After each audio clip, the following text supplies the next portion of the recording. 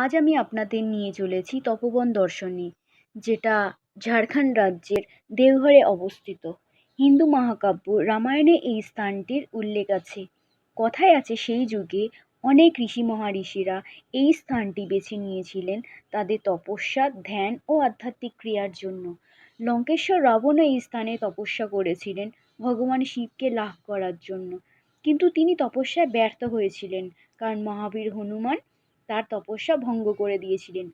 এই সব কারণের জন্যই হয়তো এই স্থানটিকে তপভূমিও বলা হয়। তপোবন পাহাড়ের সামনে দাঁড়িয়ে প্রথমেই আমার যেটা চোখে পড়েছিল সেটা হচ্ছে সিঁড়ি দিয়ে উঠেই হনুমানজির মন্দির।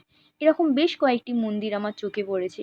এছাড়াও চোখে পড়েছে হনুমানজির বিশাল সৈন্যবাহিনী পুরো পাহাড় জুড়ে রয়েছে।